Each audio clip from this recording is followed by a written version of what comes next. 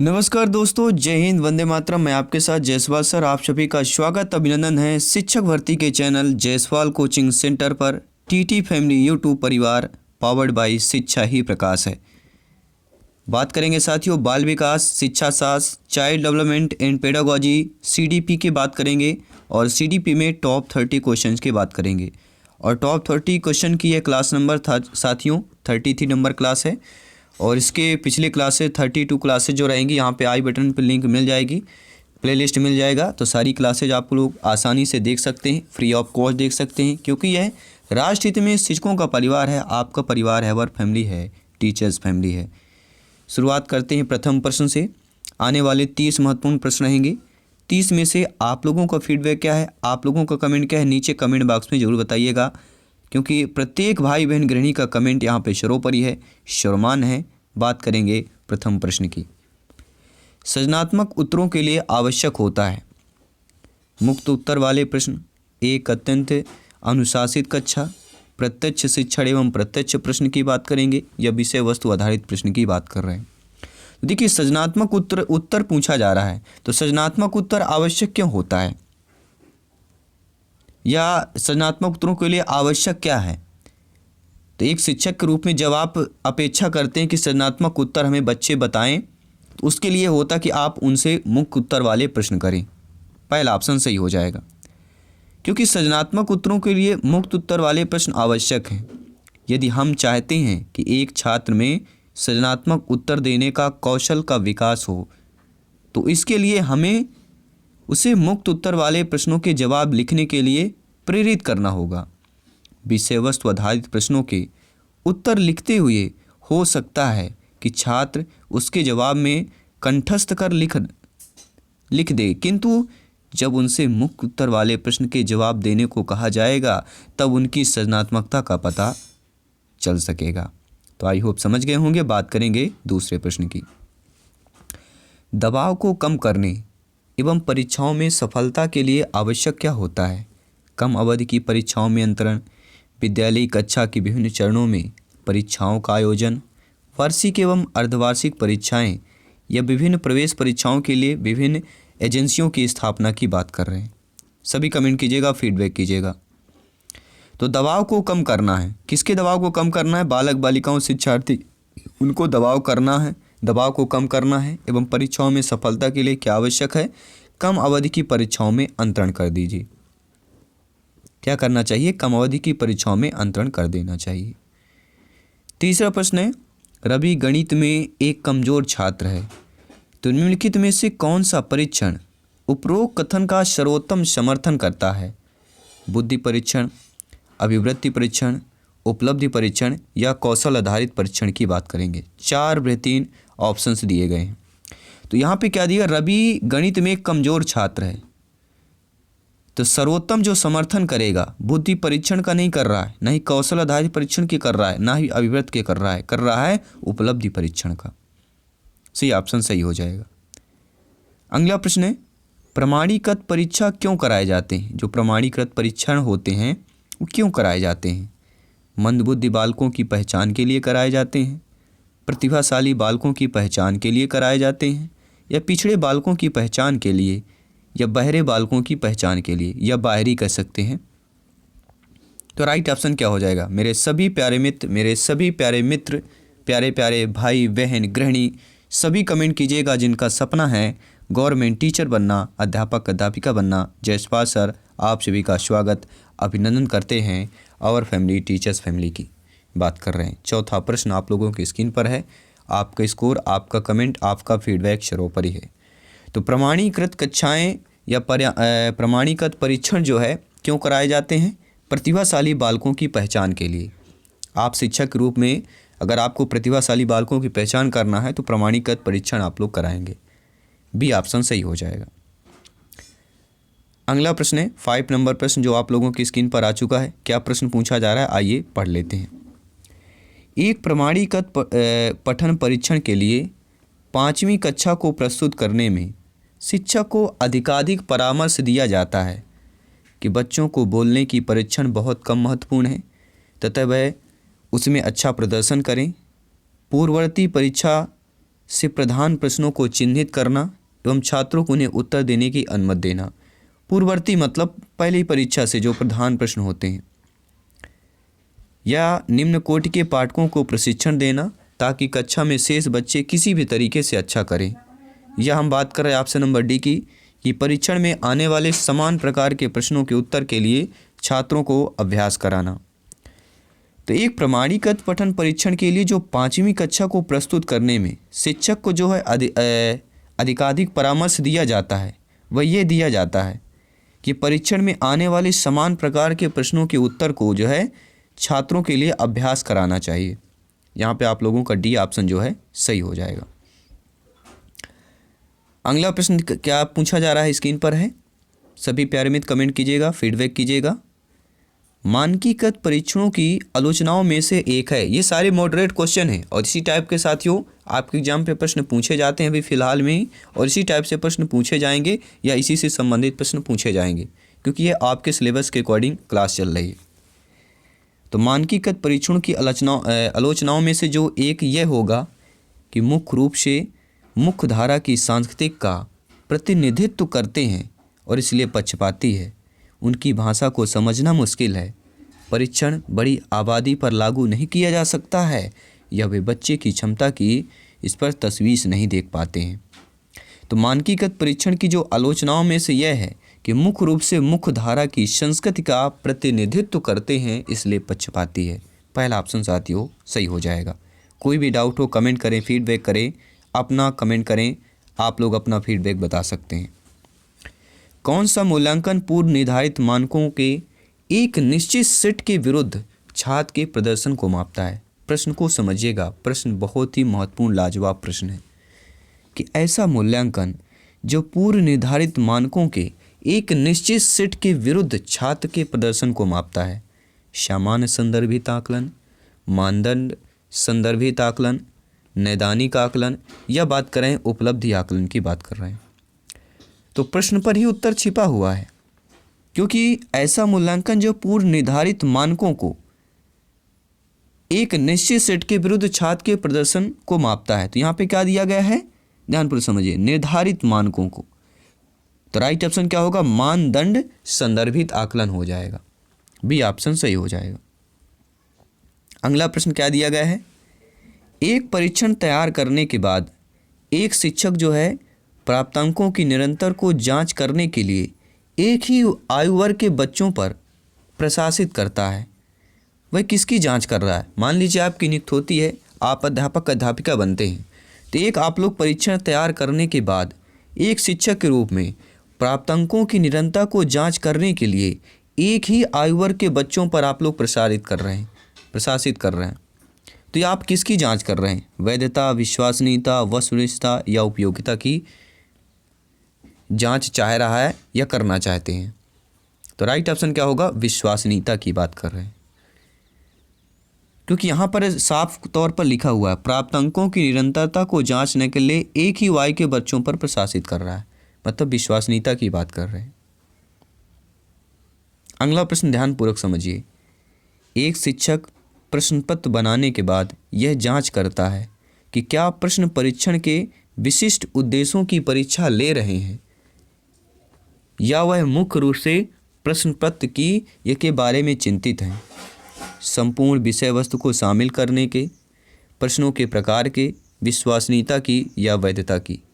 तो एक शिक्षक प्रश्न पत्र बनाने के बाद आप जब प्रश्न पत्र बनाते हैं और यह जांच करते हैं कि क्या प्रश्न परीक्षण के विशिष्ट उद्देश्यों की परीक्षा ले रहा है, वह मुख्य रूप से प्रश्न पत्र के किसके बारे में आप लोग चिंतित होंगे? तो वह होगा वैधता की बात कर रहे हैं। तो यहाँ पर आप लोगों का डी ऑप्शन सही हो जाएगा।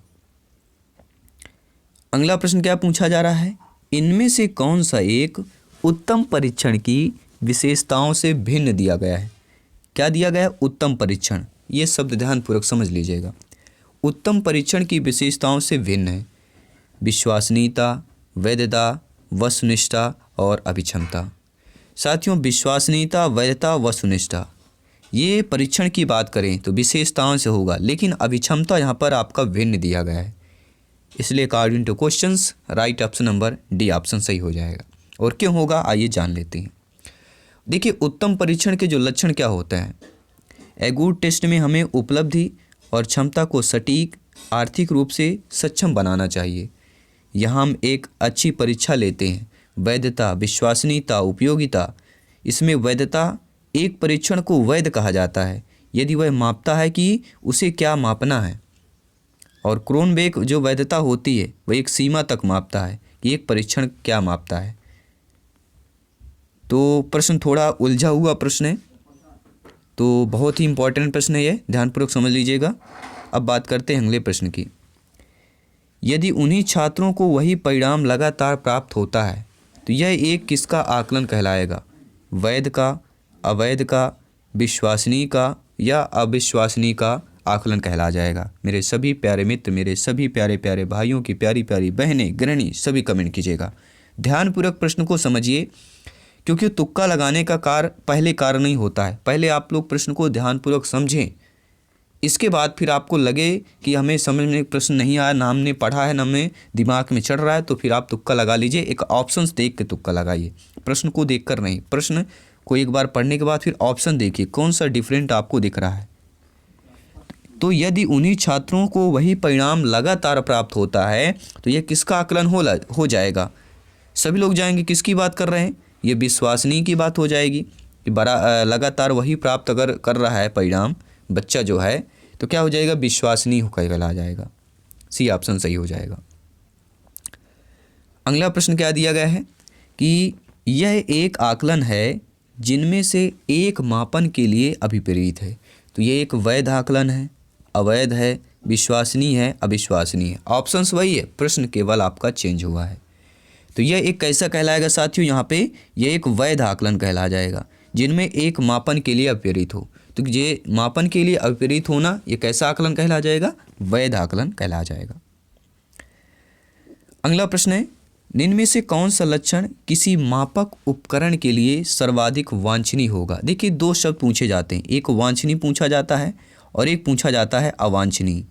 तो वांछनीय और अवांछनीय को आपको समझ लीजिएगा। तो यहाँ पे वांछनीय बात कर रहे हैं। तो ऐसा लक्षण जो किसी मापक उपकरण के लिए सर्वाधिक वांछनीय हो तो कहला जाएगी वैधता। वैधता सर्वाधिक यहाँ पे वांछनीय कहला जाएगी। बी ऑप्शन सही हो जाएगा। विभेदकारी परीक्षण अंतर करता है कमज़ोर विद्यार्थियों में, सामान्य विद्यार्थियों में, प्रतिभाशाली विद्यार्थियों में या उपयुक्त सभी की बात कर रहे हैं। सभी कमेंट कीजिएगा। तो विभेदकारी जो परीक्षण होता है वह किसका अंतर करता है? तो वह कमज़ोर विद्यार्थियों को भी अंतर करता है, सामान्य को भी करता है और प्रतिभाशाली विद्यार्थियों में भी करता है, अर्थात उपयुक्त सभी की बात कर रहे हैं। अगला प्रश्न ध्यानपूर्वक समझ लीजिए। 15 नंबर प्रश्न क्या पूछा जा रहा है? निम्नलिखित में से कौन सी मूल्यांकन की प्रविधि है? प्रश्नावली, साक्षात्कार, मशसूची या ये सभी? साथियों सभी लोग जानते हैं मूल्यांकन की जो प्रविधि है आपकी प्रश्नावली, साक्षात्कार, मशसूची यानी कि उपरोक्त सभी हो जाएंगे। ये तीनों जो है मूल्यांकन की प्रविधि कहलाती हैं। अगला प्रश्न है 16 नंबर प्रश्न क्या पूछा जा रहा है? आप लोगों की स्क्रीन पर आ चुका है कि एक उच्च प्राथमिक विद्यालय के संरचनात्मक कक्षा कक्ष में अपने स्वयं के आकलन में विद्यार्थियों की भूमिका में निम्नलिखित में से क्या देखा जाएगा? कि एक विस्तृत दिशा निर्देश बनाना, कि किस प्रकार से विद्यार्थियों की उपलब्धि तथा कक्षा में प्रतिष्ठा को अंकों के साथ सहसंबंध किया जाएगा, या शिक्षण अधिगम में आकलन की भूमिका को नकारना, विद्यार्थियों का अपने आकलन के एकमात्र निर्धारक होंगे, या ऑप्शन नंबर डी की बात कर रहे हैं, विद्यार्थी अध्यापक के साथ आकलन के लिए योजना बनाएंगे। तो एक उच्च प्राथमिक विद्यालय के संरचनात्मक कक्षा कक्ष में अपने स्वयं के आकलन में विद्यार्थी की जो भूमिका होती है उनमें से क्या देखा जा सकता है? कि विद्यार्थी अध्यापक के साथ आकलन के लिए योजना बनाएंगे। डी ऑप्शन सही हो जाएगा। कोई भी डाउट हो आप लोग कमेंट करें, फीडबैक करें। अगला प्रश्न आप लोगों की स्क्रीन पर आ चुका है कि केवल कागज पेंसिल जांचों द्वारा जो आकलन होता है वह आकलन को सीमित कर देता है, आकलन को बढ़ा देता है, समग्र मूल्यांकन को सुविधा प्रदान करता है, या निरंतर मूल्यांकन को सुविधा प्रदान करता है। सभी कमेंट कीजिएगा, फीडबैक कीजिएगा। तो केवल कागज पेंसिल जांचों द्वारा जो आकलन होता है वह क्या करता है, आकलन को एक सीमित कर देता है, क्योंकि कागज पेंसिल द्वारा जांचों का जो आकलन होता है वो एक सीमित कर देता है, इसलिए पहला ऑप्शन सही हो जाएगा। अब बात करेंगे अगले प्रश्न की। अधिगमकर्ता का स्वनियम का अर्थ क्या होता है? आपने पढ़ा होगा शायद स्वनियम। तो जो अधिगमकर्ता में स्वनियम होता है इसका अर्थ क्या होता है कि विद्यार्थी निकाय द्वारा बनाए गए नियम एवं विनिमय की बात कर रहे हैं। विद्यार्थी में व्यवहार के लिए विनियमों का निर्माण करना, स्व अनुशासन और नियंत्रण की बात कर रहे हैं। अपने सीखने का स्वयं का अन्वेषण करने की योग्यता की बात कर रहे हैं। तो अधिगमकर्ता का स्वनियमन का यहाँ पे अर्थ क्या हो जाएगा, अपने सीख का स्वयं अन्वेषण करने की योग्यता हो जाएगी। अगला प्रश्न क्या दिया गया है, विद्यार्थियों का आत्मनियम किसकी ओर संकेत करता है? यानी जो शिक्षार्थी हैं, विद्यार्थी हैं, बालक बालिकाएं हैं, उनका आत्मनियम जो होता है वह किसकी ओर संकेत करता है? विद्यार्थी निकाय द्वारा बनाए गए नियम विनिमय पर, स्व अनुशासन और नियंत्रण पर, अपने सीखने का स्वयं पर्यवेक्षण करने की उनकी योग्यता पर, यह विद्यार्थियों के व्यवहार के लिए विनिमय बनाने की बात कर रहे हैं। तो शिक्षार्थियों का जो आत्मनियम किसकी ओर संकेत करता है? तो अपने सीखने एवं स्वयं पर्यवेक्षण की उनकी योग्यता पर संकेत कर रहा है, क्योंकि आत्मनियम की बात कर रहे हैं। तो आपने जो सीखा है स्वयं जो पर्यवेक्षण करने की उनकी योग्यता है कि हमने क्या सीखा है, स्वयं अपना पर्यवेक्षण कर लें, ये कहलाता है आत्मनियम। बात करेंगे अगले प्रश्न की। 20 नंबर प्रश्न है, ध्यानपूर्वक समझ लीजिएगा और आपका फीडबैक सर्वोपरि है, श्रमान है। प्रत्येक भाई बहन गृहिणी ध्यानपूर्वक प्रत्येक प्रश्न को, प्रत्येक क्लास के प्रत्येक सेशन को समझिएगा। समाजमिति तकनीक जो होती है वह किसका, इसमें जो है किसका प्रयोग किया जाता है? तो समाजमिति तकनीक में आर्थिक स्तर की जांच में बिल्कुल नहीं किया जाएगा, समाज के सर्वेक्षण में इसमें भी नहीं किया जाता, तो समाजीकरण की जांच में किया जाता है। क्योंकि सर्वेक्षण की नहीं बात कर रहे हैं, बात हो रही है किसका प्रयोग करना, तो समाजीकरण की जांच में प्रयोग होता है। उपरोक्त सभी वाला यहाँ पे सही नहीं होगा, गलत मत करके आ जाइएगा। तो समाजमिति तकनीक का प्रयोग किसमें होता है? समाजीकरण की जाँच में होता है। बात करेंगे समाजमिति तकनीक का। इसका प्रयोजन समूह में व्यक्ति विशेष के सामाजिक संबंधों का अध्ययन करना है। व्यक्तियों के सामाजिक व्यवहार का आकलन करने हेतु यह तकनीक सूचना प्राप्त करने का एक उपयोग माध्यम है, और इस तकनीक में यह प्रयास किया जाता है कि समूह के सदस्यों में उनसे यह पूछकर वे विभिन्न स्थितियों में किसे चुनेंगे या नहीं चुनेंगे। ये कहलाता है समाजमिति तकनीक का प्रयोजन की बात कर रहे हैं। 20 नंबर कंप्लीट कर चुके हैं प्रश्न, 10 प्रश्न और करेंगे। टोटल यहाँ पे 30 प्रश्नों की यह क्लास होने वाली है। कौन सा अभिलेख जो है छात्रों की योग्यता, रुचि, क्षमताओं, प्रक्रियाओं की जांच करने हेतु रखा जाता है? स्थायी, संचयी एवं अभी दोनों, या इनमें से कोई नहीं? सभी कमेंट कीजिएगा। ज़्यादातर आप लोग सी ऑप्शन करेंगे, सही बता रहा हूँ मैं। अगर मुझे भी उत्तर नहीं मालूम होता तो मैं भी यही करता, लेकिन राइट ऑप्शन क्या है समझिएगा। कौन सा अभिलेख छात्रों की योग्यता, रुचि, क्षमताओं एवं प्रक्रियाओं की जांच करने हेतु रखा जाता है? वह कहलाएगा संचयी की बात करेंगे, क्योंकि जो छात्र होता है उसकी योग्यता, रुचि, क्षमता, प्रक्रिया जो उसके संचयी किया होगा, उसने जो सीखा होगा, तो ऐसी जो जांच करना क्या कहलाता है? संचयी अभिलेख कहला जाएगा। क्योंकि साथियों विद्यालय में प्राय छात्रों से संबंधित विभिन्न सूचनाओं के क्रमबद्ध रूप से एकत्रित किया जाता है। छात्रों के अधिगम को निर्देशित व सुलभ बनाने के लिए जो अभिलेख या प्रपत्र तैयार किया जाता है उसे संचयी या उपख्यात्मक अभिलेख कहा जाता है। और यह जो अभिलेख होता है छात्रों की योग्यता, रुचि, क्षमताओं इनकी जांच के लिए रखा जाता है। अब देख लेते हैं अगला प्रश्न जो आप लोगों की स्क्रीन पर आ चुका है। छात्र की प्रयोगात्मक दक्षता के आकलन का यथोचित रूप क्या होता है? साक्षात्कार होता है, अवलोकन होता है, प्रश्नावली होता है, या लिखित परीक्षा होता है? तो छात्र की प्रयोगात्मक दक्षता के जो आकलन का यथोचित रूप होता है वह साथियों हमारा क्या कहलाता है? अवलोकन कहलाता है। बी ऑप्शन सही हो जाएगा। अगला प्रश्न है, कक्षा में शिक्षार्थियों से यह कहा गया कि वे अपने समाज के लिए कर सकते हैं। इसे दर्शाने के लिए एक नोटबुक में अपने कार्य को विविध शिल्प कृतियों को संयोजित करें। यह किस प्रकार की गतिविधि हो जाएगी? निबंधात्मक आकलन, घटनावृत्त अभिलेख, समस्या समाधान आकलन, या पोर्टफोलियो आकलन? तो कक्षा में विद्यार्थियों से यह कहा जाए, जब आप लोग कहेंगे कि वे अपने समाज के लिए कर सकते हैं, इसे दर्शाने के लिए एक नोटबुक में अपने कार्य को विविध शिल्प कृतियों को संयोजित करें। तो ये जो गतिविधि कहलाएगी वह कहलाएगी पोर्टफोलियो। पोर्टफोलियो आकलन की बात करेंगे। पोर्टफोलियो विकसित करने का उद्देश्य क्या होता है? एक पोर्टफोलियो मूल्यांकन को अक्सर आकलन को प्रमाणित रूप में माना जाता है, क्योंकि इसमें छात्र के काम के प्रमाणित नमूने शामिल होते हैं। पोर्टफोलियो मूल्यांकन के कई समर्थकों का तर्क भी है कि यह एक बेहतर मूल्यांकन उपकरण बनाता है, क्योंकि यह एक विस्तारित अवधि में सीखने और विकास का प्रदर्शन करता है। अगला प्रश्न आप लोगों की स्क्रीन पर है कि विद्यार्थियों के पोर्टफोलियो के लिए सामग्री का चयन करते समय किसका जरूरी होना चाहिए? अन्य शिक्षकों का समावेशन, विद्यार्थियों का समावेशन, अभिभावकों का और समावेशन, विद्यार्थियों का बहिष्करण। तो विद्यार्थियों को पोर्टफोलियो के लिए सामग्री का चयन करते समय यहाँ पर विद्यार्थियों का समावेशन जरूरी होना चाहिए। बी ऑप्शन सही हो जाएगा।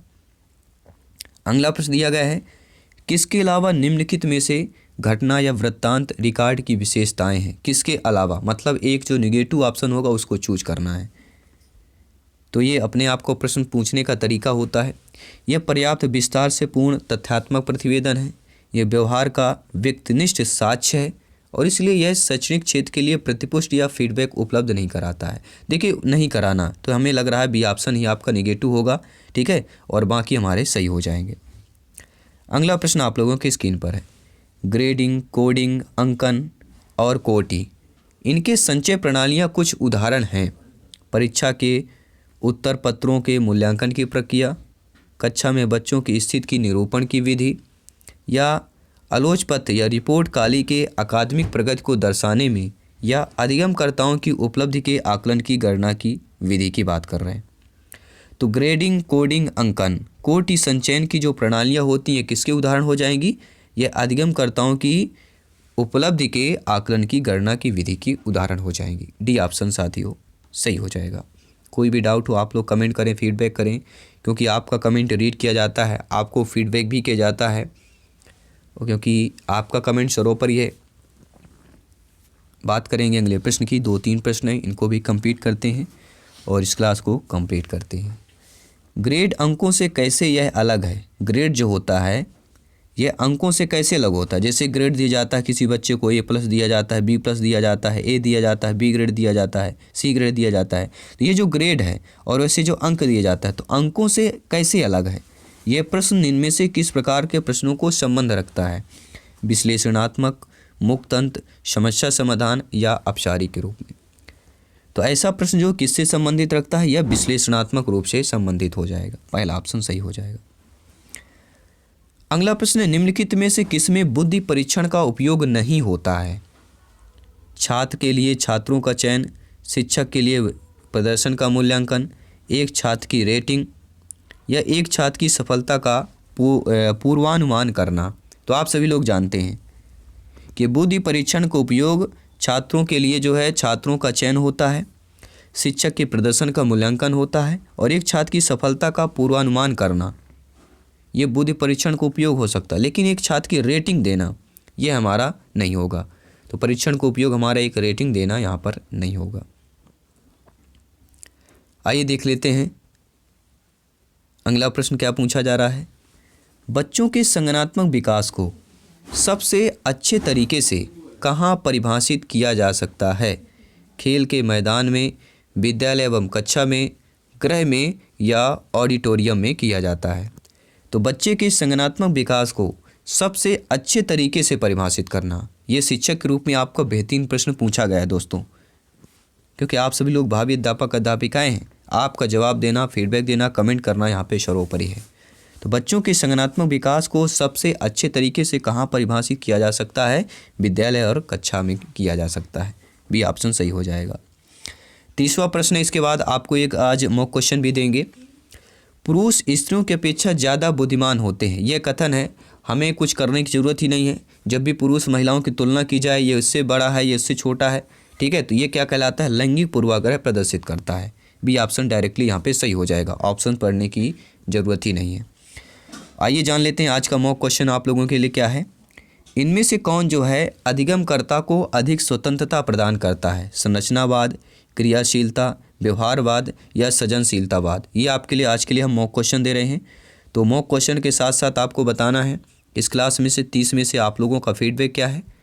और मॉक क्वेश्चन का है इनमें से कौन अधिगमकर्ता को अधिक स्वतंत्रता प्रदान करता है? जो अधिगमकर्ता होता है उसको अधिक स्वतंत्रता प्रदान कौन सा करेगा? 4 ऑप्शन दिए गए हैं, 4 में से एक चूज करना है, फीडबैक करना है, कमेंट करना है। और बाकी क्लासेज आपको मिल रही हैं। और आपका जो कमेंट रहता है, सर हमें क्लास कब ज्वाइन करें, आपको कुछ नहीं करना है। एक सब्सक्राइब वाला बटन होगा, सब्सक्राइब करेंगे। एक रिंग वाला जो होगा, रिंग की प्रेस कर लेंगे तो उसमें क्या होगा, नोटिफिकेशन आपको आएगा। नहीं आता है तो जब भी आपको फ्री टाइम मिले, आपको मन लगे कि मुझे स्टडी करना है, ठीक है, पढ़ना है, तो जाइए चैनल को विजिट कीजिए और सारी क्लासेज वीडियो आप जब भी मन पड़े तब भी देख सकते हैं। कोई यहाँ पे पाबंदी नहीं है, ठीक है। कोई टाइम ये नहीं कि हमारा टाइम अगर निकल गया फिर भी हम क्लास ज्वाइन नहीं कर पाएंगे, तो वीडियो अपलोड रहता है, क्लास ज्वाइन कर सकते हैं। प्लेलिस्ट आप ही सारी बनी हुई है, तो प्लेलिस्ट जब भी आपका मन पड़े, तो हमें हिंदी पढ़ना है, आज बाल विकास पढ़ना है, गणित पढ़ना है, संस्कृत पढ़ना है, ठीक है, EVS पर्यावरण पढ़ना है, तो प्लेलिस्ट उठाइए। आप लोग जब इतना भी क्लासेज ज्वाइन कर सकते हैं, सारे प्रश्नों को अटेंड कर सकते हैं, वो भी सिलेबस के अकॉर्डिंग। तो मैं आपके साथ जयसवाल सर जल्द मिलता हूँ नेक्स्ट क्लास पर। सभी मित्रों को जय हिंद, वंदे मातरम, धन्यवाद सभी का।